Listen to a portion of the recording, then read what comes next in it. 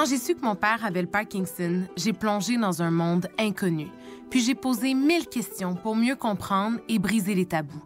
Je suis allée à la rencontre de gens atteints de la maladie et j'ai rencontré également des spécialistes. Peut-être que si vous écoutez ceci, c'est que vous aussi, vous avez des questions. Comme personne atteinte, comme proche, ami, membre de la famille. Ou peut-être que vous avez juste envie de vous renseigner et d'en connaître plus sur la maladie. Je m'appelle Eugénie Lépine-Blondeau et peu importe la raison pour laquelle vous tendez l'oreille, je vous souhaite la bienvenue dans le balado Parkinson, au-delà des tremblements.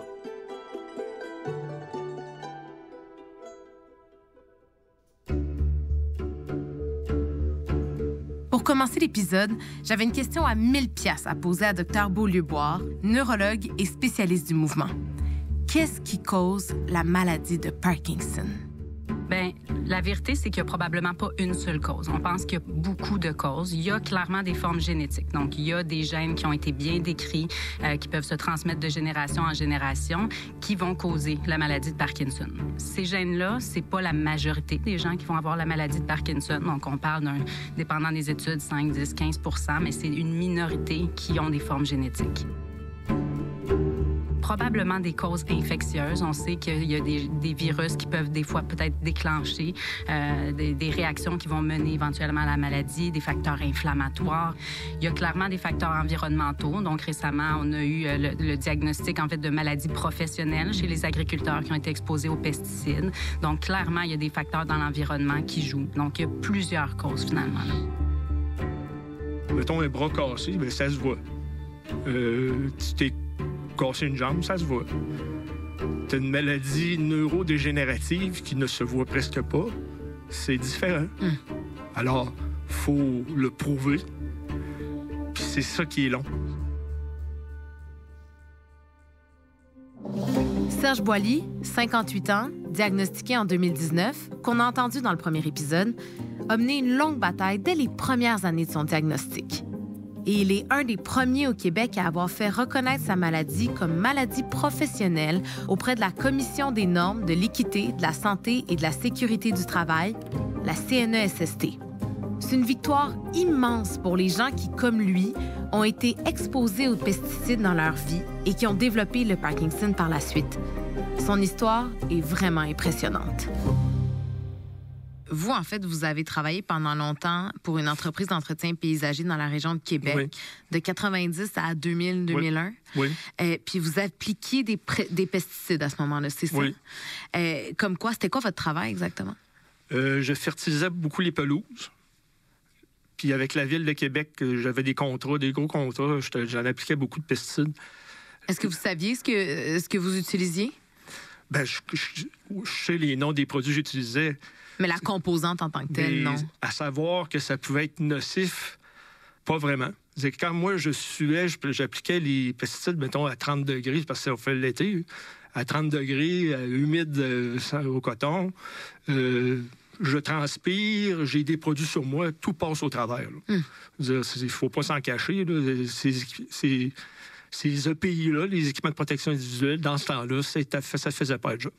Vous avez quitté ce travail au début des années 2000, puis c'est presque 20 ans plus tard que vous avez commencé à avoir des symptômes de Parkinson. Il y a du temps là, qui passe quand même entre les deux. Comment vous avez fait le lien entre le travail et les pesticides?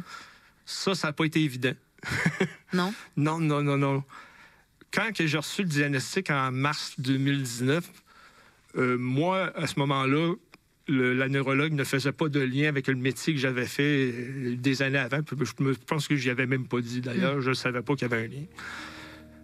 J'ai appris par hasard. J'ai découvert le lien en écoutant une émission à découverte qui s'appelle « Quand les pesticides nous rendent malades ». Puis quand j'ai vu des agriculteurs qui appliquaient des pesticides et qui développaient la maladie de Parkinson, là, j'ai dit « c'est moi, ça ». Là, je me suis questionné, je me suis comme trouvé une cause. J'ai dit, bon, c'est ça. Mais là, ça m'a éveillé de dire, oh, il y a peut-être un lien à qu'est-ce que tu as fait en 90 et 2000 et qu'est-ce que tu développes comme maladie en 2019. Là, j'ai appelé Parkinson Québec. Je leur ai demandé, j'ai écouté des reportages qui font des liens avec des pesticides, j'aimerais ça en savoir plus. Ils m'ont mis en contact avec... à ce moment-là, il y avait une création d'un organisme. Je suis arrivé lors de la création qui s'appelle Victimes des pesticides du Québec. C'est eux qui m'ont aidé au départ. Finalement, vous vous êtes très impliqué. Vous êtes même devenu cofondateur de cet organisme-là. Je m'implique énormément là, dans Victimes des pesticides. Ça a été mon cheval de bataille depuis 4 ans. Je rencontre souvent des gens. J'aime beaucoup les gens. J'aime beaucoup parler. J'aime beaucoup m'intéresser aux gens. Ça tombe bien parce que l'aspect social, c'est important pour diminuer les symptômes de la maladie. Effectivement. C'est quoi l'objectif de votre organisme? L'organisme Victimes des pesticides du Québec, c'est un organisme qui vient en aide aux gens qui ont développé des maladies neurodégénératives ou qui ont lien avec les pesticides. Ça prend quoi, justement, pour que le Parkinson soit reconnu comme une maladie professionnelle? Ça prend 3 conditions. 1, avoir appliqué les produits pendant plus de 10 ans. C'est beaucoup. C'est beaucoup. Deuxième critère qu'il faut respecter, c'est d'avoir cotisé à la CNESST pendant toute cette période-là. Et la troisième, c'est que la maladie se déclare 7 ans après la dernière contact ou exposition à des pesticides. Pour les gens qui ne correspondent pas aux critères de la loi qui fait en sorte que le Parkinson soit reconnu comme maladie professionnelle, quel chemin ils peuvent emprunter? Parce que ça a été votre cas à vous. Vous avez été diagnostiqué 20 ans après l'exposition. Oui. L'article 31 m'a permis de passer malgré le 19 ans plus tard, qui faisait en sorte qu'il y avait des fortes présomptions que ma maladie était due à mon travail et que le délai, même s'il y avait un délai, mon âge que j'avais à cette époque-là, j'avais 53 ans, et le fait que j'aie une maladie telle que le Parkinson qui venait d'être reconnu, qui allait être reconnue, a fait en sorte que j'ai pu être reconnu à cause de ça. Le jugement que j'ai, la lettre que j'ai de la CNESST ne fait aucun doute qu'ils reconnaissent le lien entre ma maladie et les pesticides. Depuis septembre 2021, le Parkinson est entré dans la liste des maladies professionnelles qui bénéficient de la présomption, c'est-à-dire que c'est à l'employeur de porter le fardeau de la preuve s'il veut contester une demande. Ça a été vraiment une victoire, un soulagement pour plein de patients. Est-ce que vous vous souvenez, vous étiez où quand vous avez appris la nouvelle? Quand j'ai appris la nouvelle, j'étais chez moi. J'étais fou comme un balai. Je me disais, enfin... mon combat a porté fruit, puis mon combat va pouvoir aider les autres en même temps à être reconnus. On peut modifier des articles dans la loi qui font en sorte que le parcours puisse être plus facile. Puis c'est ça, moi, qui m'a aidé là-dedans. L'article 31 peut aider d'autres personnes que moi. Donc, malgré le fait que ça peut être très énergivore, que ça peut être décourageant par moments, que ça peut être compliqué, vous trouvez que ça vaut la peine? Ça vaut la peine, puis on est là pour les encadrer, les gens. À Victimes des pesticides du Québec. Parce que toutes les questions que les gens ont par rapport à la loi, comment faire, qui aller voir, comment ça va se dérouler, ça, on peut tout leur répondre comment ça va se passer. Mon parcours me fait en sorte que je connais beaucoup de choses. Puis les gens qui sont autour de moi dans la Victime des pesticides, on a chacun nos champs d'expertise. À s'unir ensemble, on va aller plus loin et on va réussir à peut-être gagner cette bataille-là pour les gens qui sont malades. Si j'ai une certaine fierté, c'est qu'est-ce que je suis devenu après le diagnostic. Parce que j'ai beaucoup changé. Mon côté fonceur, il est ressorti encore plus. J'étais bataillant, puis je le suis encore plus. J'étais un gars qui pense qu'il y a une certaine positivité aussi dans la vie. J'aime beaucoup avoir plein de petits bonheurs. Je vois mes enfants grandir, je vois qu'est-ce que je deviens, qu'est-ce que ma famille devient. C'est une certaine fierté.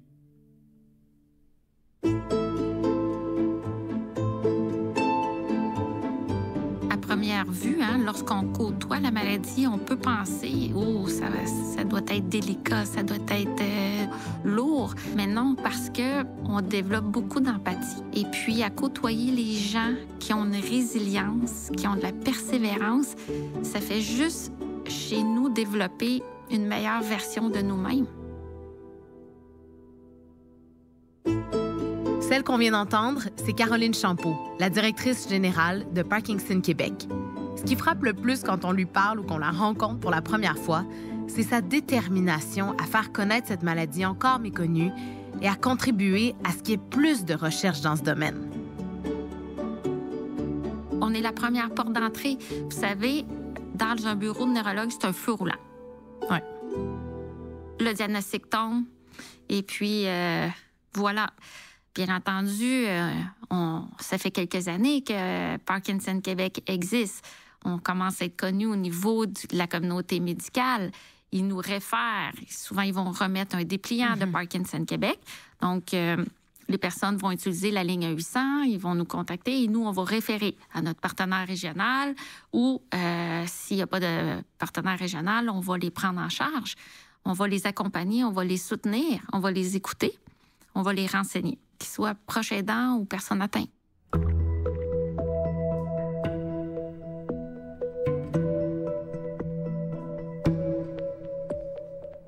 On sait que c'est la maladie neurologique dégénérative à la croissance la plus rapide dans le monde. De là, les préoccupations. Et l'importance. De l'importance de sensibiliser, d'éduquer, d'informer sur les symptômes moteurs, les symptômes non moteurs, puis de faire allumer des petites lumières chez les gens, dire est-ce que ça se pourrait?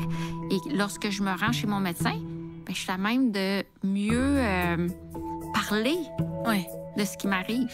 Donc, le premier grand défi, c'est que chaque personne atteinte au Québec connaisse l'existence de Parkinson Québec pour éviter qu'il soit seul. Oui, c'est pour ça qu'on fait ce balado. Absolument.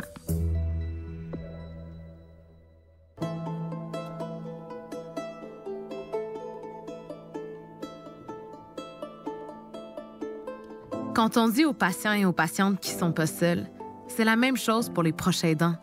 Leur aide est inestimable, mais ça peut être vraiment drainant aussi d'adapter sa vie pour un proche malade. Pourquoi ça nous est arrivé?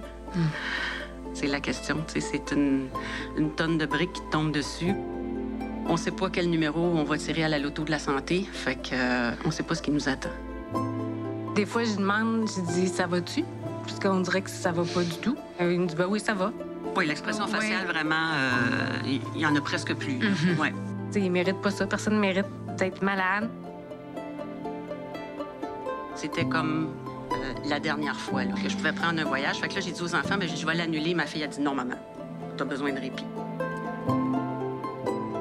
Plus la maladie avance, plus les proches aidants, les proches aidantes, comme Andréane et Stéphanie, doivent s'investir et parfois renoncer à plein de choses. Et surtout, adapter leur vie. Qu'est-ce qu'on ne soupçonne pas du rôle de proche aidante? Le temps. Le temps que ça demande. Oui, c'est vrai. C'est la patience. Énergivore. La patience. Oh, mon Dieu. La patience. Moi qui en ai pas. Moi qui en ai pas. Ça, c'est un défi. Ça va faire 6 ans que je suis avec mon chum. Moi, c'est jamais chicané. Jamais, jamais, jamais. Puis jamais d'impatience envers l'autre. On se parle, puis ça va super bien. Mais j'ai été impatiente envers lui, puis je m'en rappelle encore parce que je me sens pas bien. Il préparait comme à manger, puis ça allait pas assez vite à mon goût. Fait que j'ai dit, tasse-toi, tu vas pas assez vite. Fait que là, j'ai fait, non, qu'est-ce que je viens de dire là? Oh, la patience, ça c'est prend vraiment la patience. quelque chose. Oui. Que j'apprends à respirer par le nez beaucoup. Puis des fois, quand je m'impatiente, il dit... Ou répéter, répéter, c'est ça. Puis là, quand tu me dis t'es impatiente, là, je dis, c'est parce que ça fait 8 fois que je suis patiente. Là, c'est la 9e, là. Je le suis pas. Ça serait quoi le premier besoin des proches aidants? Du soutien, du temps. Du temps pour vous? Oui. On apprend sur le tas. Ouais. Il y a des ressources, mais c'est justement, il faut aller les chercher. Et puis, plusieurs personnes m'ont dit, tu commences par le CLSC. Alors là, il faut que tu entres au CLSC. J'avais fait une première demande à l'automne, c'était pour des soins à domicile. J'avais pas droit à des soins à domicile. Est-ce qu'il est incontinent? Non. Est-ce qu'il mange tout seul? Oui. Est-ce qu'il est capable de marcher? Oui. Est-ce qu'il prend les escaliers? Oui. Mais c'est du répit que j'avais besoin. Un proche aidant, c'est d'abord et avant tout un humain. Ouais. Avec sa propre personnalité. Ses propres anxiétés. Ses propres anxiétés. Alors, il faut composer avec ça. En voilà un bon exemple de ce qu'on peut faire à Parkinson Québec. C'est de soutenir, d'accompagner ces proches aidants-là, puis de relativiser les choses, les situations, de prendre du recul avec ces personnes-là, de les peut-être faire le buffer réfléchir. un peu. Ben, Ouais. Absolument. Ouais. Absolument. Puis aussi être une figure rassurante, compatissante. Ben, c'est tout un rôle. Oui, c'est tout un rôle. La vie change aussi pour ces personnes. Oui. Souvent, on entend dire par les proches aidants qu'ils vivent la maladie par procuration. Moi, je suis plus là pour le soutien psychologique. L'encourager quand il est démotivé, ça va moins bien, il me le dit, puis on en parle. Je suis pas encore là pour être à la maison tout le temps parce qu'il est capable de s'occuper de lui-même, là. Il a toujours aimé... tu sais, c'est un joueur de cartes, là. Ça non plus, c'est plus possible de jouer aux cartes, là. Nous, les soupers d'amis, on aime ça, mais là, tu sais, ça le stresse plus maintenant. Oui, Daniel il n'est aussi. pas capable de suivre les conversations, Oui. il n'est pas capable de se concentrer. Jeu de cartes, n'importe quel jeu, pas capable de jouer, ça fonctionne Non. pas. Puis là, des fois, tu sais, les gens avec qui on est, ben, ils comprennent pas pourquoi, mettons, qu'ils aiment pas ça ou... mais c'est la maladie, c'est... Oui, s'il y a trop de monde, Ouais. comme au party de Noël, on a vraiment fait, tu sais, juste enfants, petits-enfants, c'est tout, là. Puis déjà, c'était... il n'est pas capable de suivre toutes les conversations. Il trouve ça difficile, là. Ouais. Puis, on fait plus souvent des brunchs maintenant que des soupers. Vous vous adaptez. C'est plus facile, oui. Eux aussi, ils peuvent être en perte d'autonomie à quelque part. aussi. Oui, et puis, veut pas, leur vie va changer au fil du temps. Il va d'abord faire certains deuils. On avait planifié d'aller faire les parcs, de partir en road trip en bon français, tout ça. Ça, c'est sûr que ça peut pas se faire. Il a perdu son permis de conduire l'année dernière. Donc, c'est pas juste le fait de mettre des X sur des rêves, c'est aussi d'oublier la possibilité de partager ces moments-là ensemble. Aussi, Ouais. aussi, oui, tout à fait, oui, parce que c'est un fait que j'aime beaucoup le mot partager, là. Quand t'es les deux à vélo, là, puis t'es rendu à 80 km. Tu sais, c'est le fun. Ou marcher, là, tu sais, t'as hâte d'arriver Là, à moi, ton je point marche plus B, vite que là. lui, mais en vélo, il va beaucoup plus vite Ouais. que moi. Non, c'est sûr que c'est des choses qu'on ne partage plus.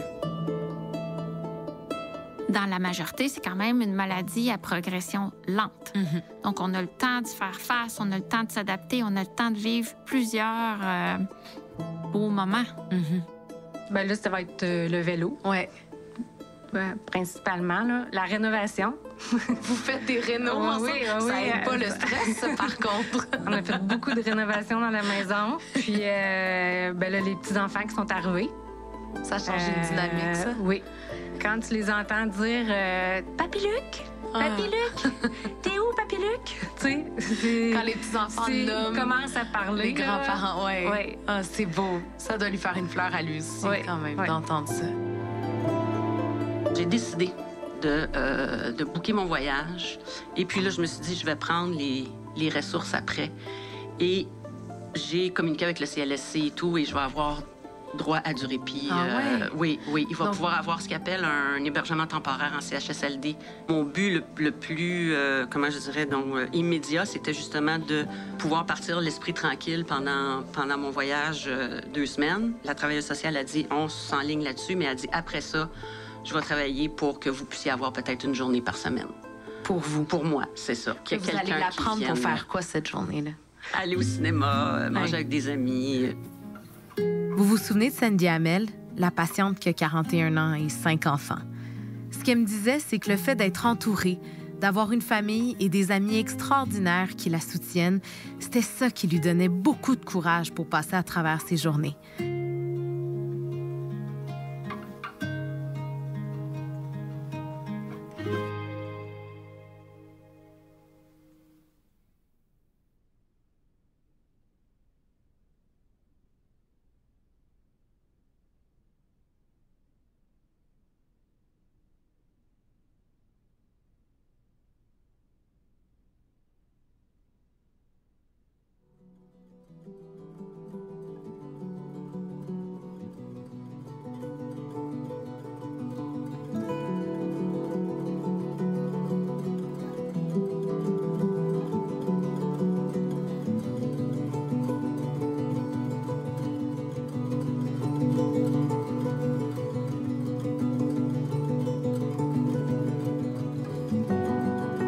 sais que c'est un mot galvaudé en ce moment, mais ce qui me vient en tête après avoir discuté avec tous ces gens-là, c'est inspirant. Serge Boilier est inspirant parce qu'il a su donner un but à ses difficultés en tenant à bout de bras une cause. Il y a aussi toute une communauté inspirante qui se soutient, sans oublier les proches aidants qui ont tellement de courage et qui ont besoin de ressources pour avancer malgré tout et surtout avoir un peu de répit. Puis heureusement, il y en a plein d'autres et je vous en parle dans le prochain épisode.